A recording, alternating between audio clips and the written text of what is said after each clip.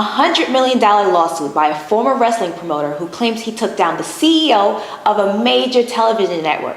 A scandal that rocked the entertainment industry, theft, fraud, plagiarism, and the first serious challenge to the Digital Millennium Copyright Act. If that's not enough, a cast of characters and events so bizarre, it reads like a Hollywood crime drama. But according to the author, it's all true.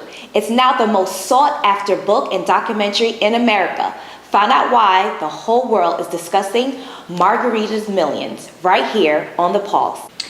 Ben, this is a great read, and you make many accusations in this book about the $6 billion company, Showtime, with the parent company of CBS. So I need you to elaborate on that just a little bit. Well, they were running a template project, and it was really fraud. And the reason that they ran this project was to garnish investment capital in these go-nowhere projects so they could run them on the film festival circuit, see if they get popular.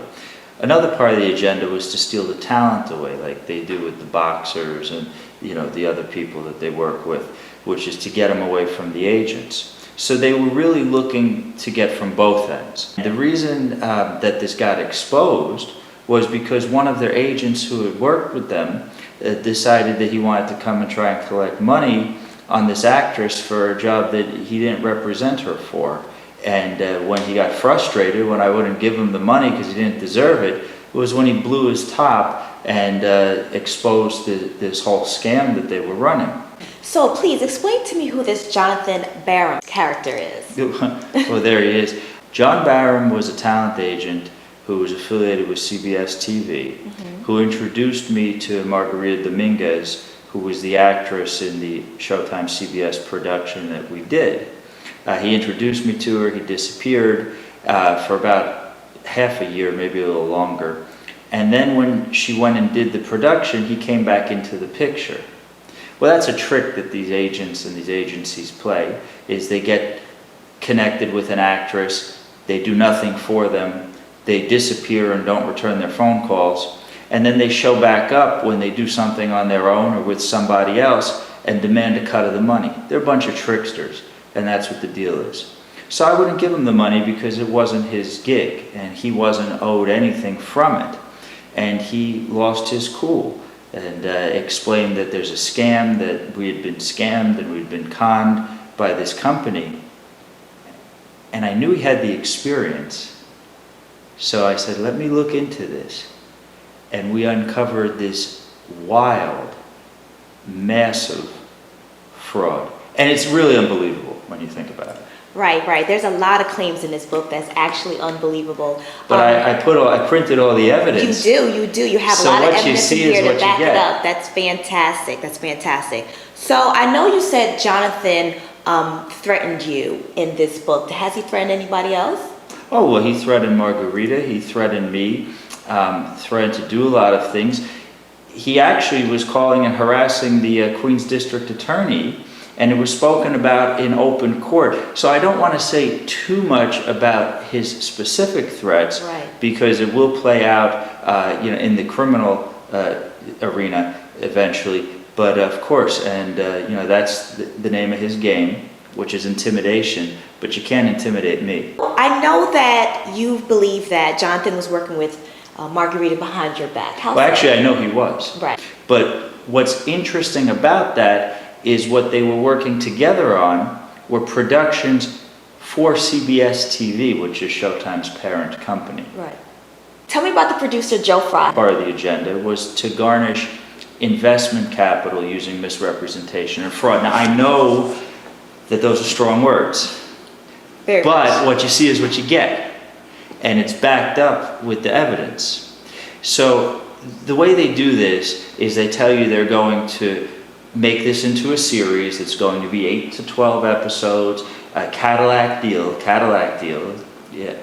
$700,000 per television hour, which is what Joseph Fry was saying that they were going to pay, and what he negotiated a $2.6 million contract that Margarita Dominguez and myself based out of. And then they turn around at the last minute and say, well, the company's not so hot on it anymore, and they're not really sure if they want it. So, but if you give us millions of dollars to go on the film festival tour where all our friends and associates and some of our own executives sit on these boards of these film festivals, then we'll see where it goes, and if it gets hot, then they'll pick it up. That's free advertising, but it's also misrepresentation, and it's also illegal. Does this expose change any laws in the entertainment industry? This could absolutely change the laws because it goes back to constitutional rights. The DMCA, the Digital Millennium Copyright Act, is a law that is used to stop content from airing in a public way before it's determined whether or not a copyright is indeed valid or invalid. So the Showtime and CBS producers filed these DMCA notices while suing me in federal court, which they're paying a hefty legal price for, by the way. I'm sure. Before a judge could rule whether or not I had the rights to use the footage in the way in which I did. Now this is a real test to due process too, because the DMCA and the cause of action for removing content out of these claims is based on a computer or lithogram. But this is the United States of America, and we have interpretive law in this country. This is not Napoleonic law. We're not under the French system. This is the American system of law, which means each case has to be tried and heard individually on its merits. Absolutely. So if a box you click in a computer is the determination as to whether or not my art and the representation of my work, which is my right, gets pulled from a content carrier, if it's done via a computer, that's not within due process of American law. So this is definitely an issue for the DMCA, and it is also an important opportunity for the federal courts to finally, once again, grab control over copyrights. Let me do this again, because I can't sound like an idiot. Did you fall into some legal trouble yourself? Did someone get you arrested?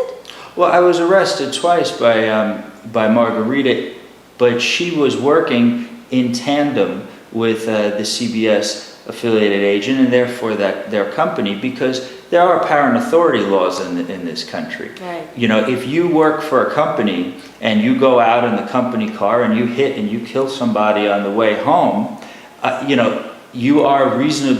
the company is reasonably responsible for your actions. He said, how is that? Well, okay, you went to a bar after work in the company car, okay, and you were drinking and you were getting drunk at the bar, but you were doing it to get clients for the company as part of your job. So you wind up killing somebody on the way home. You're coming from conducting official company business, which involves getting drunk and doing something that's wrong or illicit. Right. So the company is responsible. They appointed you to do it. So legal trouble for me, not particularly. Legal trouble for them, most definitely. Benjamin Irish. Love him or hate him, he has had an effect on a major American company and has broken some big barriers. He will be in Los Angeles on April 9th and 10th at the Los Angeles Times Book Festival. That's the campus on the University of Southern California with hundreds and thousands of book fanatics debuting Margarita's Millions. This wild read, he claims the upper echelon is trying to ban, but nevertheless, it's out there, continuing to test the mettle of America, one reader at a time.